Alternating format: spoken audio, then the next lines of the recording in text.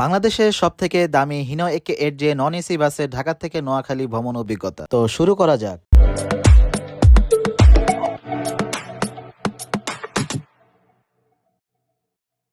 Hello everyone, আসসালামু আলাইকুম। তো আমি এখন আছি তাদের টঙ্গী কাউন্টারে। তাছাড়া মিরপুর অথবা টঙ্গী কাউন্টার থেকে বাস ছেড়ে ঢাকায় এক এক কাউন্টারে যাত্রী নিয়ে দেন রামগঞ্জের উদ্দেশ্যে ছেড়ে দেয়। আমার দেখা সবচেয়ে দামি এবং সবচেয়ে সুন্দর নন এসি বাস এটি। তাছাড়া আপনাদের মতামত কি সেটা কমেন্টে জানাতে পারেন। বাংলাদেশে হিনো একে এর যে বাস রেডি হয়েছে মোট 4টা, যার মধ্যে একটা হিমালয়, একটা ইকোনো, 2টা মামুন। এর মধ্যে সব থেকে ভালো লেগেছে আমার কাছে হিমালয় এক্সপ্রেসেরটা, কারণ মামুন এবং ইকোনো সার্ভিস তাদের ওয়ানজের লুকটাই দিয়েছে, বাট হিমালয় তাদের এর যেতে নতুনত্ব কিছু দিয়েছে। এখন আসি বাসের ইন্টেরিয়র নিয়ে। ইন্টেরিয়রটা আমার কাছে অসাধারণ লেগেছে। আর যদি সিটের কথা বলি, সিটটা মোটামুটি কমফোর্টেবলই বলা যায়। আমাদের গাড়ি ছাড়ার সময় হচ্ছে রাত 8টায়। তো অলরেডি আমাদের ড্রাইভার সিটে বসে গিয়েছেন। তো ওনাকে যারা যারা চিনেন অবশ্যই জানাবেন। টঙ্গী কাউন্টার থেকে কোনো যাত্রী ছিল না আমি ছাড়া। তো বাস ছেড়েছে 8টা 6। তো আপনারা যারা আমার ভিডিও দেখে থাকেন তারা সবাই র সাউন্ড পছন্দ করেন, যার কারণে ভিডিওতে কোনো মিউজিক থাকবে না। তাছাড়া ঢাকা থেকে রামগঞ্জ হিমালয়ের হিনো একে এর যে বাসের ভ্রমণ অভিজ্ঞতা কেমন ছিল, ফুল ভিডিও জুড়ে মূলত হিমালয় একে এর যে এই বাসের এক্সপিরিয়েন্সটা কেমন ছিল সেটাই আপনাদেরকে জানাবো। ও আমাদের বাসের যিনি হেল্পার আছেন তার সাথে কথা বলা যাক। জি, মোহাম্মদ মিন্টু। আপনাদেরকে আরেকটা কথা বলি, আমি যে কোনো বাসে জার্নি করি না কেন, বাসের স্টাফরা যদি ভালো থাকে তাহলে জার্নিটাও অনেক ভালো হয়। তাছাড়া এই জার্নিটা আমার স্মরণীয় হয়ে থাকবে, কারণ স্টাফদের ব্যবহার খুবই ভালো লেগেছে।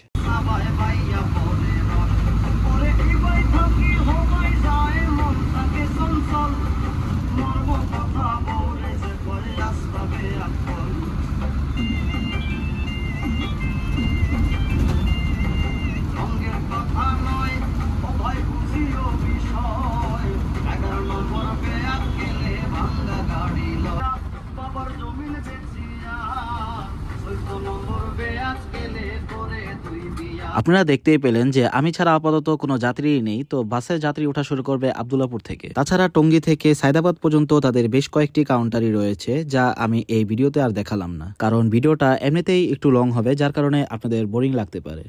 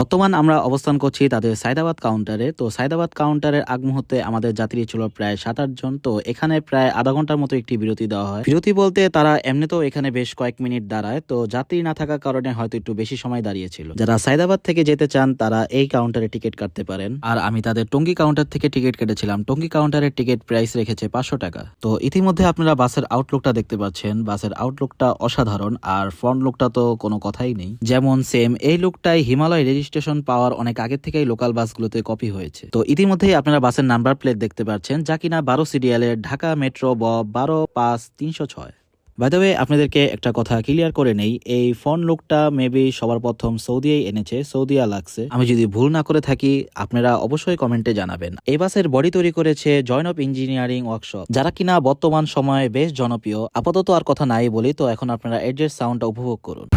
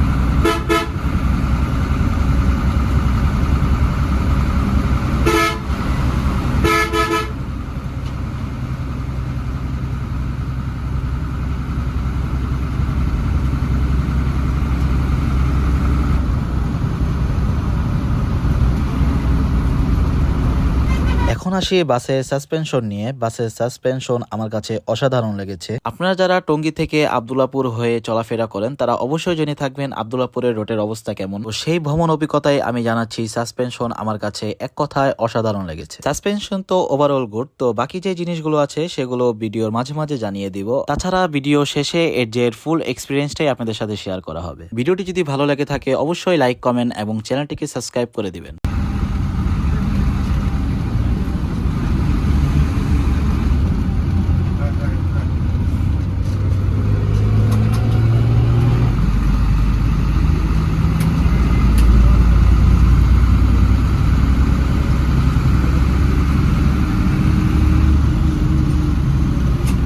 তো এখানে আসতে বাস সাইডে থামিয়েছে, কারণ এখানে তাদের চেকিং পয়েন্ট, টিকিটবিহীন কোনো যাত্রী আছে কিনা।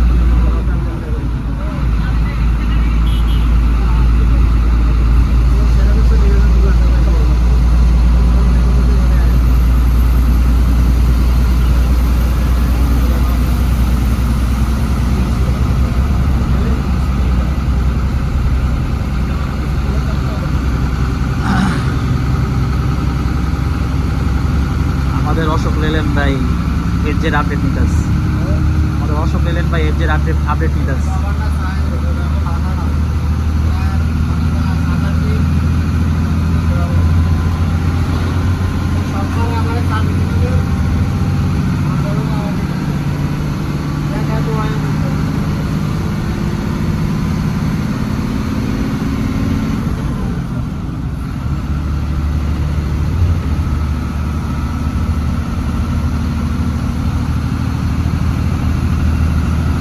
আপনাদের ঠিক আবার 12টায়।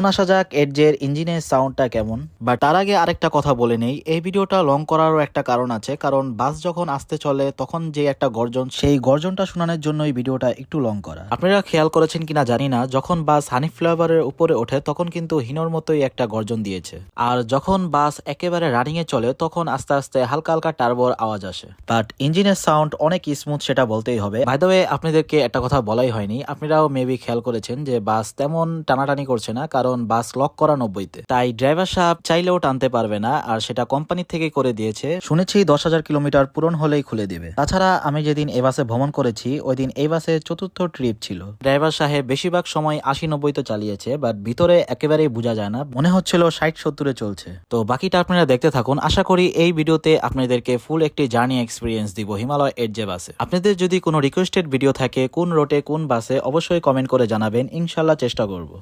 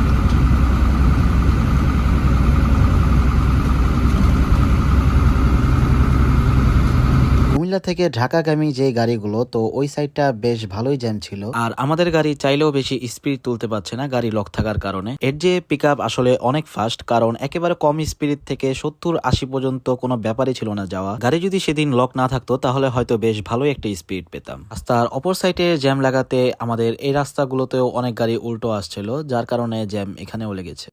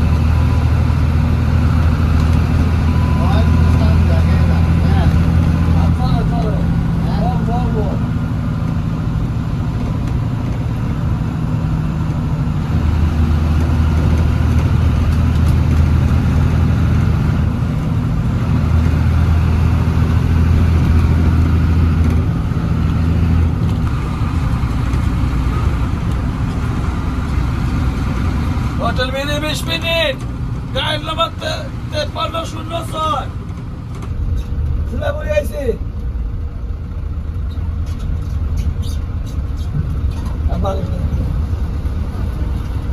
এখন ঘড়ির কাঁটা রাত 12টা। আমাদেরকে ইতিমধ্যে 20 মিনিটের একটি বিরতি দেওয়া হয়েছে, যেখানে ইউনিক এবং হিমালয় বাসগুলোই থামিয়ে থাকে বেশিরভাগ সময়। এই হোটেলে অনেকবারই বিরতি পেয়েছি, তো এখানে বেশিরভাগ সময় আমি কিছু খাইনি, হালকা পাতলা নাস্তা খেয়ে আবার বাসে উঠে পড়ি। বিরতির সময় আমি হোটেলের শুট না নিয়ে আমি বারবার বাসের শুটই নিচ্ছিলাম, কারণ বাসটা সামনের থেকে এত সুন্দর। আর হিমালয় এক্সপ্রেসের এই পেন্টটা আমার কাছে অসাধারণ লাগে, কারণ তাদের পুরান পেন্ট হলেও এটা সবসময় মানায়। হোটেল বিরতি শেষ করে আমাদের বাস এখন রামগঞ্জের উদ্দেশ্যে।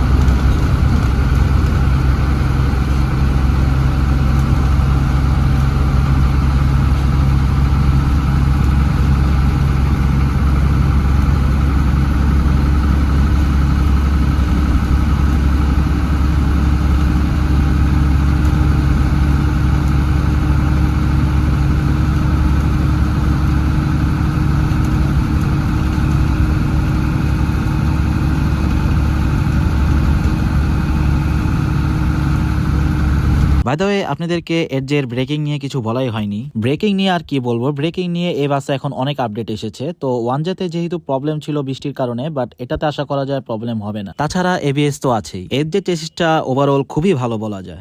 লেন্থের কারণে মাঝে মধ্যে এখন নতুন যেহেতু সেই হিসেবে একটু প্রবলেম হয় যখন ওভারটেক করতে যায়। বাই দ্য ওয়ে, 2026 সালটা কিন্তু খুবই স্পেশাল, কারণ 2026 সালে নতুন করে পরিবহন জগতে জাপানি গাড়ি ঢুকেছে। আশা করা যায় সামনে আরো আসবে। তাছাড়া ইউনিক সার্ভিস, যারা কিনা নন এসির জন্য সার্ভিস মাস্টার, তারাও এর যে এসি নিয়ে আসছে 13 ইউনিট। এখন আসি হিমালয় এক্সপ্রেসের সার্ভিস নিয়ে। ঢাকা থেকে নোয়াখালীর রামগঞ্জে এর আগেও আমি হিমালয় এক্সপ্রেসে জার্নি করেছি, তখন হয়তো ভিডিও করা হয়নি, কিন্তু সার্ভিস অনেক ভালো পেয়েছি। আর এবার যেহেতু এর যে, তাছাড়া স্টাফদের ব্যবহারও খুবই ভালো ছিল পুরো জার্নিতে, তাই এবারের জার্নিটা আমার কাছে দুর্দান্ত লেগেছে। আবারও যদি তাদের সার্ভিস নিয়ে এক লাইন বলি, তাহলে ঢাকা থেকে ময়মনসিংহ যারা ভ্রমণ করেছেন তারা দেখেছেন যে ঢাকা থেকে ময়মনসিংহে এনার যাত্রী প্রচুর চাপ, ঠিক তেমনি রামগঞ্জ রোডে হিমালয়। অনেকের কাছেই হয়তো ভিডিওতে ইঞ্জিনের সাউন্ডটা একটু বেশি লাগতে পারে, কারণ জানালা লাগানো ছিল, যার কারণে হয়তো আপনাদের কাছে একটু সাউন্ডটা বেশি লাগতে পারে। কারণ সাউন্ড একেবারে নাই বললেই চলে। যারা পিছনে অথবা মাঝখানে বসে তারা তো টেরই পাবে না, যদি সামনে বসেন তাহলে হয়তো হালকা টের পাবেন। ভিডিওটি কিন্তু এখানেই শেষ না, আরো কিছু চমক আছে। তাদের রামগঞ্জ কাউন্টারে নেমে আমি সেখান থেকে আবার তাদের মার্সিডিজে করে চাটখিল পর্যন্ত যাই। তাদের মার্সিডিজ বেঞ্চ নন এসি বাসগুলোর সাউন্ড কেমন সেটাই আপনাদেরকে দেখাবো।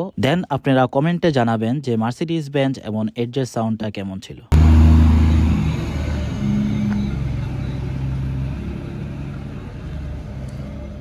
রাত 2টা বাজে রামগঞ্জ কাউন্টারে আমাদের বাস আমাদেরকে নামিয়ে দিয়েছে। আজকের রাস্তা প্রায় ফাঁকাই ছিল বলা যায়। গাড়ি যদি লক না থাকতো তাহলে হয়তো আমরা 1টার আগেই পৌঁছে যেতাম। কাউন্টারে যে মার্সিডিজ বেঞ্চ বাসটি দেখতে পেরেছেন, এটাই 2:30 বাজে ট্রিপ। বাসে বেশ ভালোই যাত্রী ছিল। তো আমি যাব চাটখিল পর্যন্ত, আর বাস যাবে ঢাকা। তো আজকের ভিডিও আমি কথা বলে শেষ করব না, কারণ আজকের ভিডিওতে এমনিতেই অনেক কথা বলা হয়েছে। তো ভিডিওটি যদি ভালো লেগে থাকে অবশ্যই লাইক, কমেন্ট, সাবস্ক্রাইব করে দিবেন। আর আপনাদের যদি কোনো রিকোয়েস্টেড ভিডিও থাকে অবশ্যই কমেন্টে জানাবেন। তো আপাতত ইঞ্জিনের সাউন্ডটি এনজয় করতে থাকুন। দেখা হবে অন্য কোনো ভিডিওতে।